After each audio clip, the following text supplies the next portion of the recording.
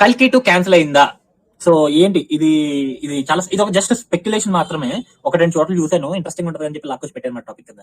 So matter ఏంటంటే, after కల్కి movie తర్వాత కల్కి 2 ఇయర్ లో 2026 లో స్టార్ట్ అయిపోద్ది, 2025 ఎండింగ్ కల్ స్టార్ట్ అయిపోద్ది అని చెప్పి దత్ గారు అన్నారు, అశ్విన్ దత్ గారు అన్నారు. సో లేదు, అలా అయితే స్టార్ట్ అవ్వదు. బికాస్ ప్రజెంట్ ప్రభాస్ గారు ఇంకా రాజాసాబ్ షూట్ లో ఉన్నారు. అండ్ ప్రభాస్ గారు ఆల్రెడీ రాజస్థాన్ షూట్ లో ఉన్నారు. దీని తర్వాత స్పిరిట్ షూటింగ్ స్టార్ట్ అయింది. అండ్ ఫౌజీ షూట్ ఇంకా కంప్లీట్ అవ్వలేదు. ఫౌజీ షూట్ కూడా కంప్లీట్ చేసుకుని అప్పుడు స్పిరిట్ కి వెళ్ళాలి. ఒకసారి స్పిరిట్ కి వెళ్ళారంటే ఏ సినిమా కూడా ఆయనకి డేట్స్ ఇవ్వరు. ప్రభాస్ గారు కంప్లీట్ స్పిరిట్ మీద కూర్చోవాలి అని చెప్పి సందీప్ రెడ్డి గారు కండిషన్ పెట్టారంట.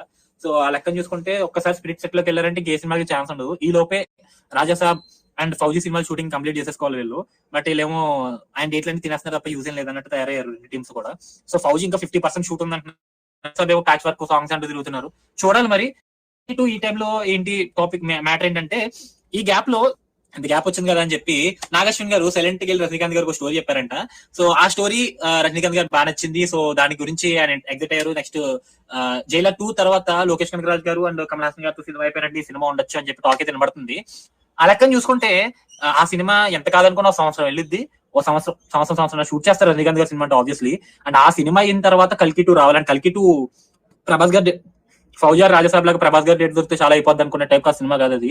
బికాస్ అమితాబ్ బచ్చన్ గారి డేట్లు కావాలి, దీపికా పదుకొనే గారి డేట్లు కావాలి, కమల్ హాసన్ గారి డేట్లు కావాలి, ప్రభాస్ గారి డేట్లు కావాలి. మళ్ళీ వీళ్ళందరూ కాంబినేషన్ సీన్లు, వీళ్ళందరూ డేట్లు ఉండి వీళ్ళందరూ కలిసి వర్క్ చేస్తారు సినిమాలో. సో ఇది కాకుండా ఇంకా కొత్త క్యారెక్టర్లు ఏమైనా వస్తాయా? ఎందుకంటే ప్రభాస్ గారు ఆ బటన్ నొక్కితే వేరే ఎక్కడికి వెళ్తే కూడా మనకు తెలియదు అని చెప్పి బుజ్జి అంటది కదా లాస్ట్ లో.